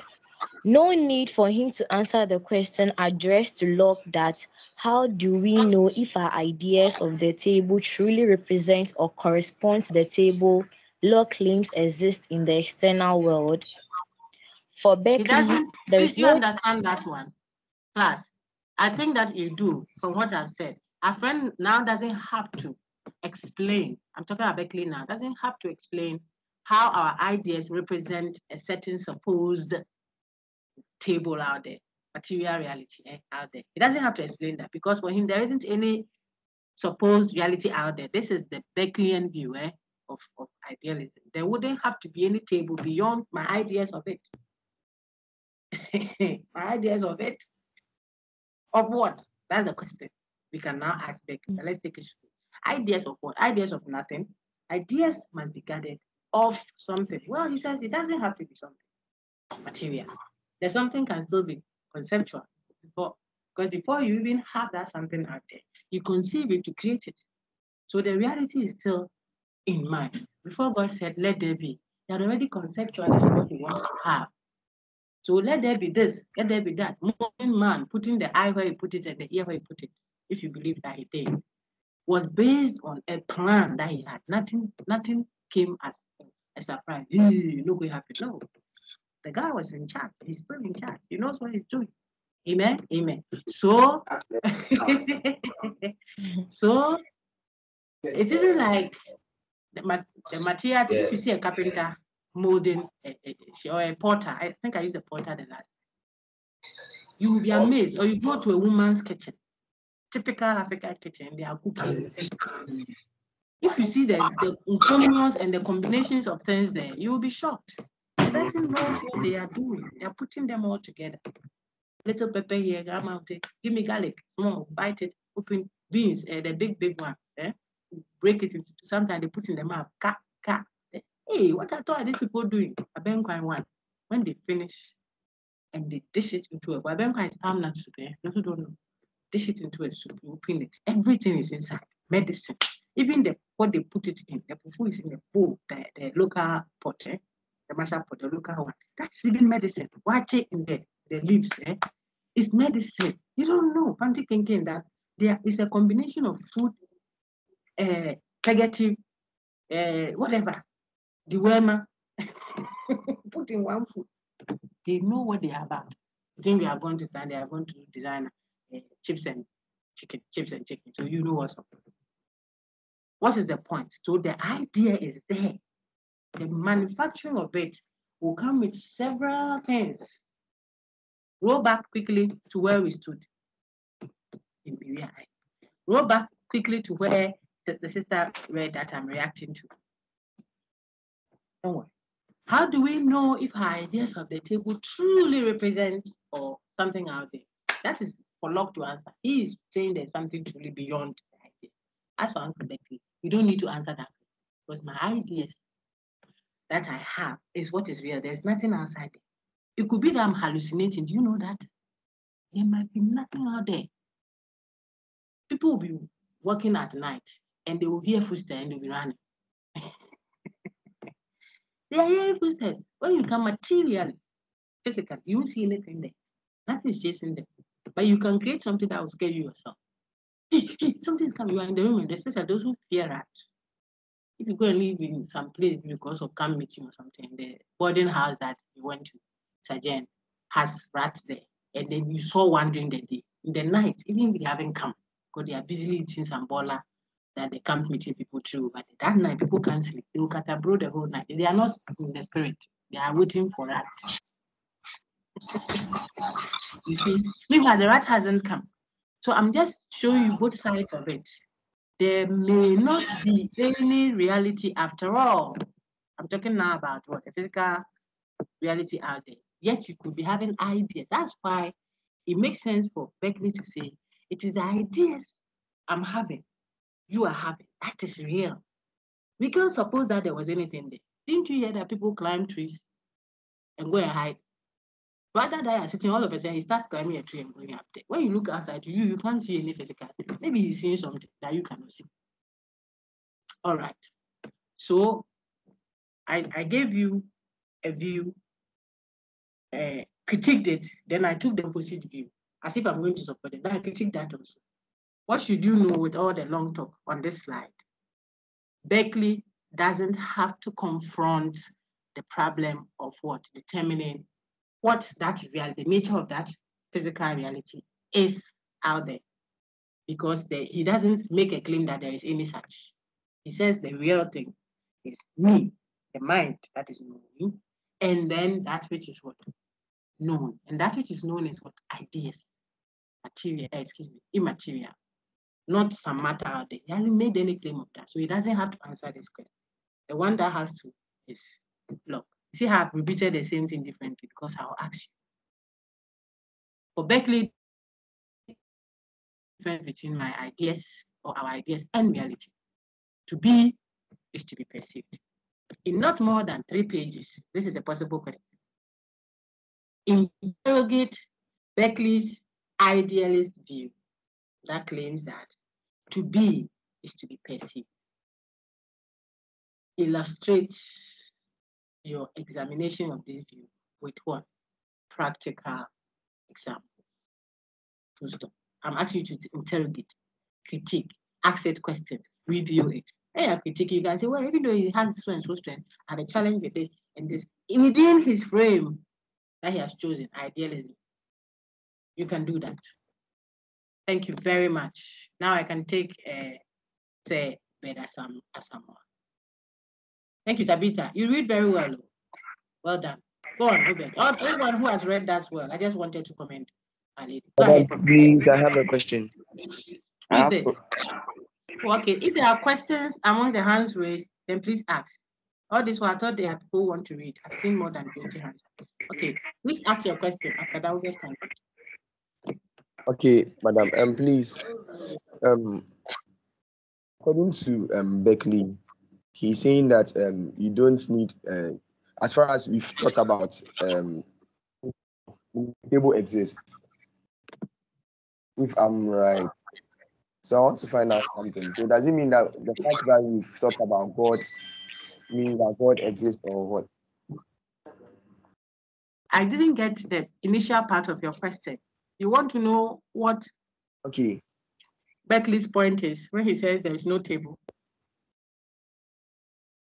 Yes, please. Because this had your question. Okay, so this is my question, please. I'm saying that according to Beckley, as far as you think about a table, meaning the table exists already, but from Locke secondary century, the century secondary qualities of Locke, you have to actually see the table in order to confirm that the table exists. So meaning we have to confirm that God is by seeing God. Okay, so let me help you out. You see, it means that for Berkeley, we cannot talk about the table as a reality. If by table we mean the physical material substance, which has weight, can occupy space. Please, you understand me? The table that I can lift from this place and put in another place, or I can bend and it will become ashes. That's the material table, matter. He says we can, this is Berkeley now. He thinks that cannot be called a reality. Because if something is real, it shouldn't change. Something is the real thing. It's original. It shouldn't be distractible, blah, blah, blah, all those ones. So we cannot talk, Berkeley again, about a reality which is not ideas or mental mind. That is why he's labeled idealist. You need to. So for Berkeley today, there will be a table which is real, but it is not material. The material table is not real. That is Berkeley. For Locke, he agrees that the real thing is the ideas of a supposed physical table that I have. So my ideas of it is the one that is real, says Locke. But there has to be a table which is giving me those ideas. That is why we say that he wants to support idealism, but he wants to sound rational and reasonable, whatever that means. So he says, oh, but if I'm having ideas, it has to be ideas about something, of something. That is why now he has to make claims about what? Supposed material, this is Locke now, supposed material object, whose ideas I'm having representations of. Then the question that he will have to address, which we saw earlier, Locke now will have to address is what? How can you say the ideas are the real? Your ideas of a supposed table, shortness, smoothness, squarish, brownish table that you have in your mind. You say that is the real, yet you say it is real because it represents what is out there. What else is out there? If what is real is what is in your mind, that's the challenge you have with Locke. Okay. I think your question will help a lot of people. Madam, question. Just a minute. Let the one who has the question finish. Please be patient with him. Go ahead. Madam, if it's a follow-up, follow it up. So please, from the question you asked the class, so can I say that the tree doesn't exist at all in Berkeley's case? If you have ideas of it, it is in. If you have ideas of a tree in your mind, then it exists. You understand? That's please, I talk about Locke or Berkeley right now. Berkeley. To be is to be perceived. So for Berkeley, you can't have a tree that is not seen, heard, touched, tasted, smelled. Then there can't be any tree. Okay. If there is a tree, then someone has therefore, Madam, seen it. According to sorry, please. Okay. I should repeat the question. Okay, thank you, Madam. Because I'll record it, so when you get the recording, no, I can please. play back again. Can I take the second question now? Very good questions you asked. Very good. Please, because there are many, the one that is asking the question, kindly speak now. Yes, Auntie. There was a brother before you. If you sorted and it's fine, I can take yours. Go ahead. Doc, Hey, let me take the brother before they tell me that I'm doing Beijing conference here. Okay. Let me take the brother. I'll take the sister shortly. Okay. Sir, please speak. Yes, Doc. Please, per explanation of Berkeley's point and then the proofs. Can I say that it is our perception that makes us think that is real, but in actual fact it's not? When you say it is not, on what basis? The first part, you won't have challenges, even if you are reading Russell, okay? But when you say it's our perception that makes us think that, say the example I give, okay, the lady's thing, okay? So it is my perception of her that makes me think that she's not P, what I said earlier, she's not a prostitute, okay? excuse me, she's a prostitute. Because of her, I said, I think she's prostituting herself. Don't get offended. I want it to be very vivid. That's why I'm using an example like that. And it is practical in our life here. Even if a woman buys a new car or a girl is flashy and likes life and she's also brilliant, people do radio day, even you know. People, our perceptions can make us conclude. That can be very mistaken, yes. And that's what we've been critiquing a lot so far. However, the conclusion that, oh, what you think of her is not necessarily what she is true. You can't also say it is not true of her because we don't know the true nature of things. So it could be that my perception of her is true. Like the way our grandmothers can sit around and be looking in the room and they'll call the house help and say, hey, Adra, come here. Grandma, she hasn't gone to school. She sits there, she call Adra. And then before everyone, she will start slapping Adra. How many months are you pregnant? Who impregnated you? Meanwhile, the madam of the house has been there for God knows how. She doesn't see nothing. Grandma doesn't have to even touch Adra. You see, because she can gather some ideas, some observations of her, the housemaid, and can tell that she has been impregnated. She's 6 months pregnant. Mother, who knows all the chemistry and all the science in the world, madam ordering lecture hasn't seen. I remember someone went to run BC, one of the competitions. A young girl, 100 meters or something. When she finished, she was first, but she was tired. She fell down and said, hey, carry her. And they took her to hospital. She was pregnant. She was in labor. 100 meters. Unfortunately, the child didn't become to whatever. Okay. The child survived, but I'm talking about the baby that was brought forth. But it wasn't too, I don't know how to say it without sounding offensive. Okay. But I'm sure this girl has lived with the mother and the family folks.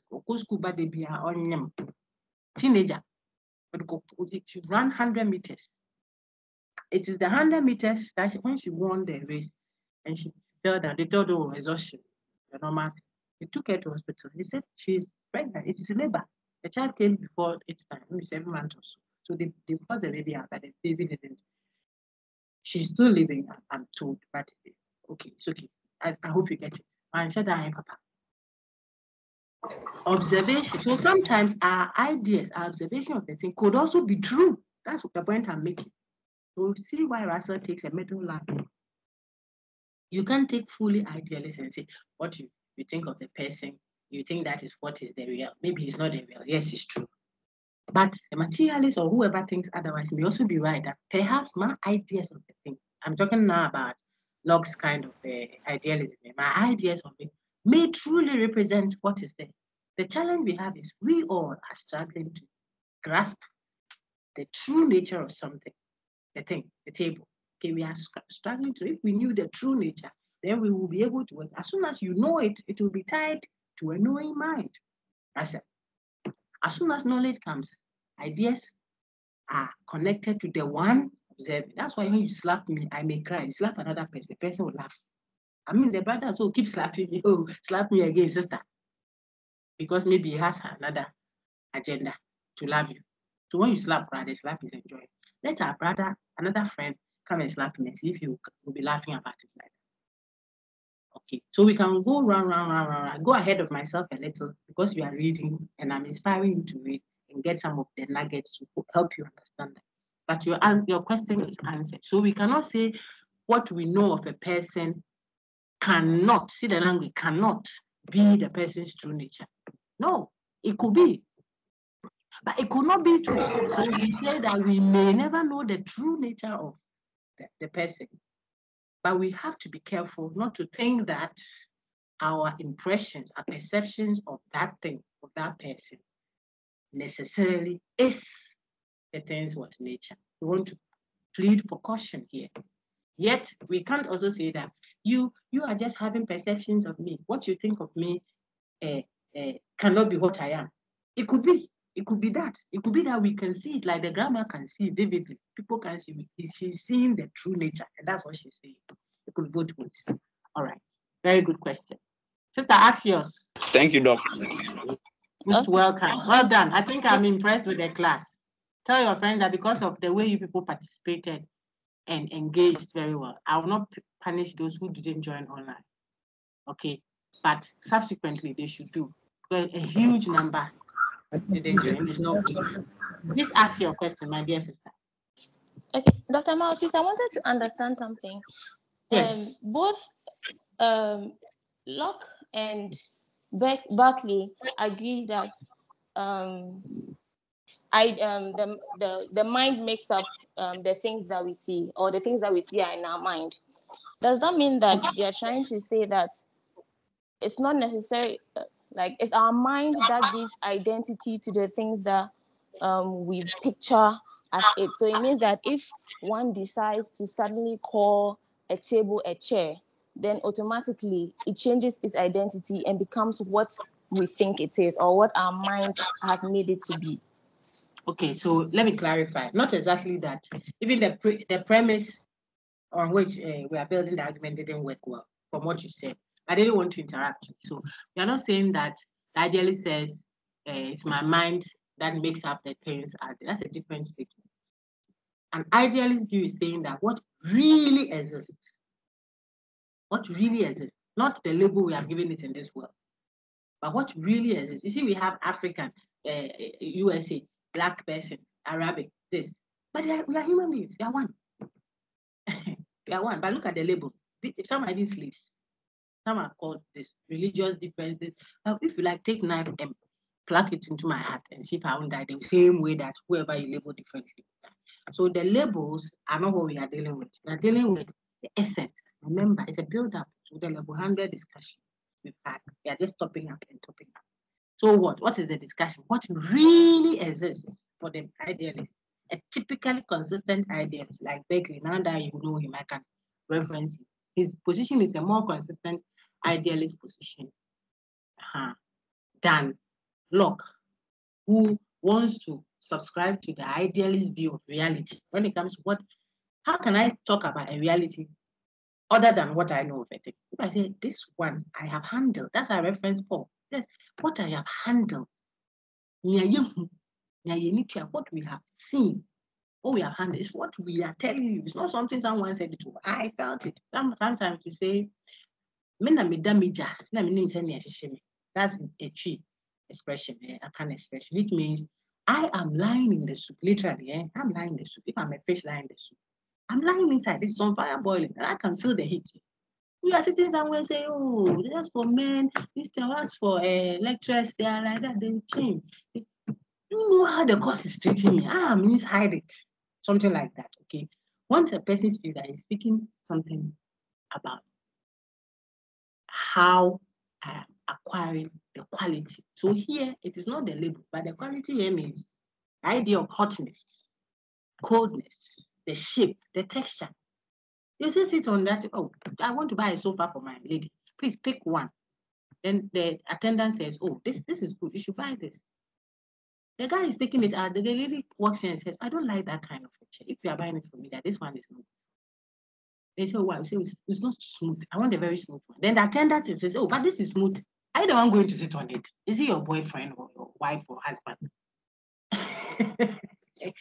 If she's going to sit, I'm trying to answer her sister's question. She is going to sit on it. She says it's not that smooth. Let her decide that. Smoothness, no, so you want to decide for her. Is it your hand? So my sister, those are the ones you are talking about. The reality, is the chair really smooth or really rough? When it comes to that, I can't impose my view on you. That's what the idealist is saying, that the real nature of the chair, whether the orange is bitter or sweet, when I press it into my mouth and I squeeze the juice, I say, this is good, I like it. It tastes really sweet. The same thing you give to the other person, she says, no, I don't like it, it's bitter. Go to the shop and see variations of things we have there. The same product, varied, because the tastes are not the same. So the reality of the taste of something, sister, is what these two people are contending over, which we can later extend to all our discussions. But for now, think of that. One says the real taste. One says the real taste is what I feel in my mouth, not what everybody says. But when I eat it, people are making noise about me. I don't think it tastes sweet. Can I force you? No. Then Locke tells his friend Berkeley that we all agree that we, the mind, in question is the one determining what the thing's real nature is, whether it's really sweet, for example, or not. However, Locke tells Berkeley that, oh, but when it comes to the shape of it, you can't say that media, when I see it, I think it's square.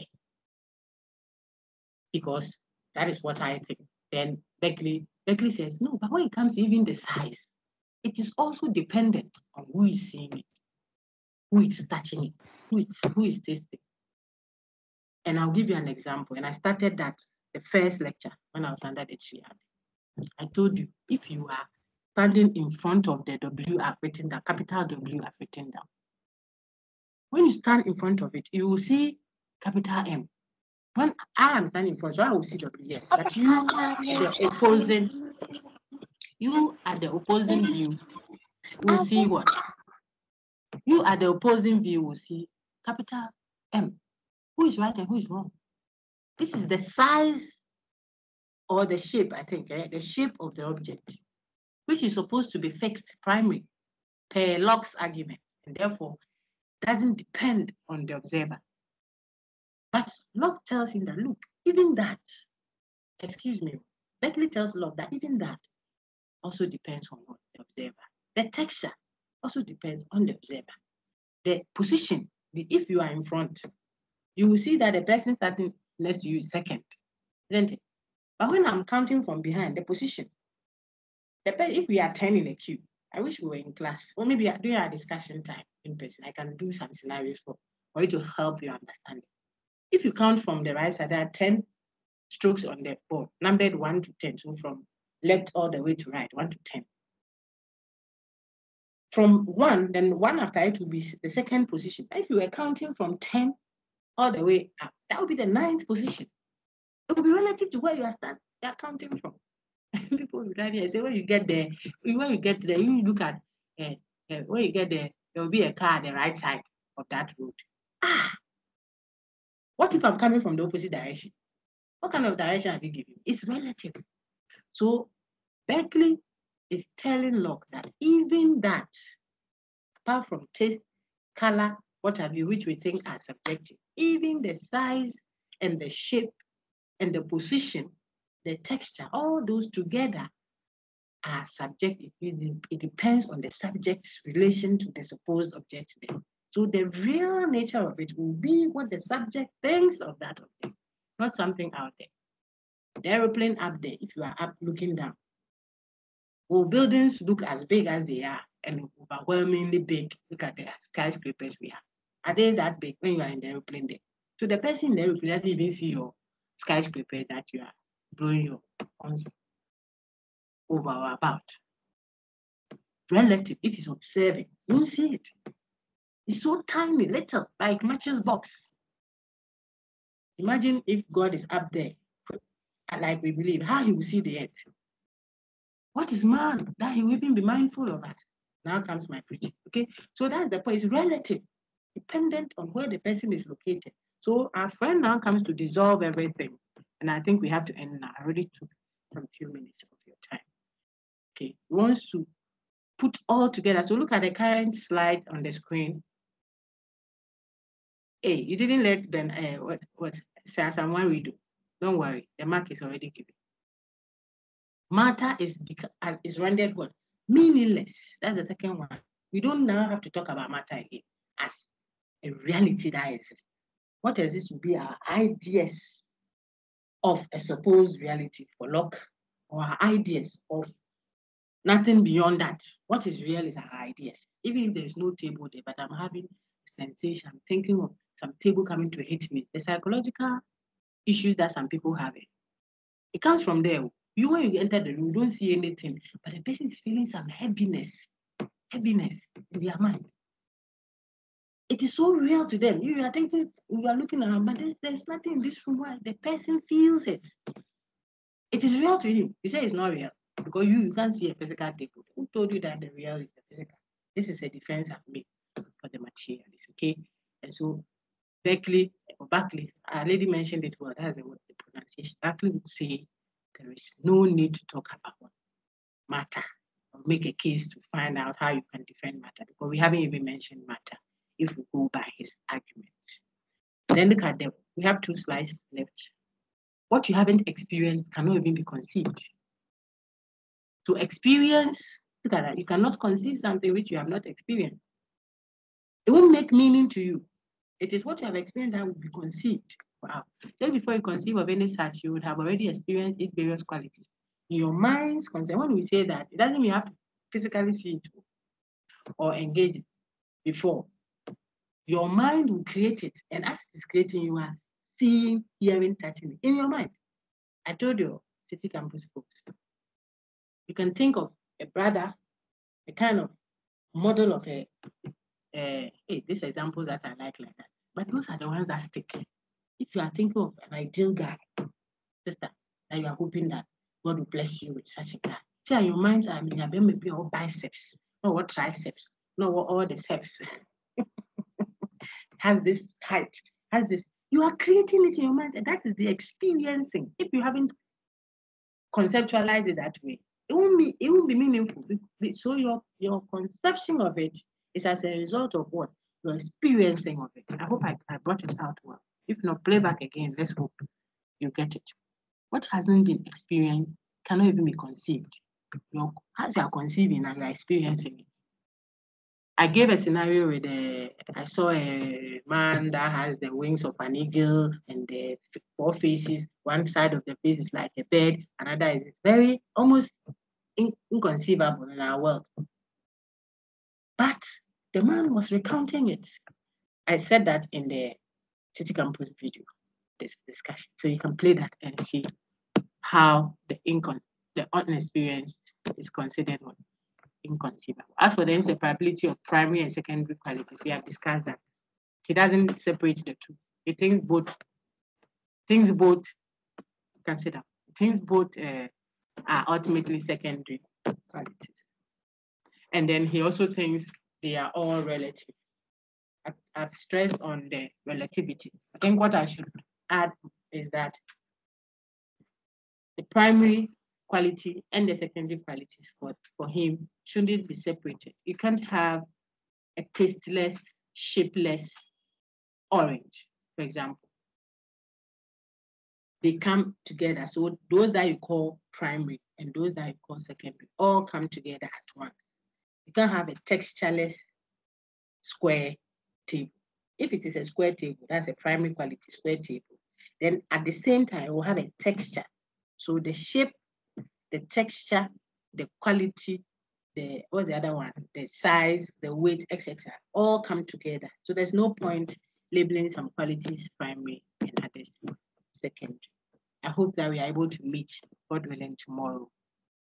I'll meet those that are assigned to be present tomorrow for further and better particulars. If we come and there aren't many questions on what we've done so far, we will start with a discussion of our friend, what's his name? Russell. Okay, thank you very much. Let me take your, let me end the video now, then we can take questions so that it doesn't become too late. All right, do you have any questions? You may ask. Madam.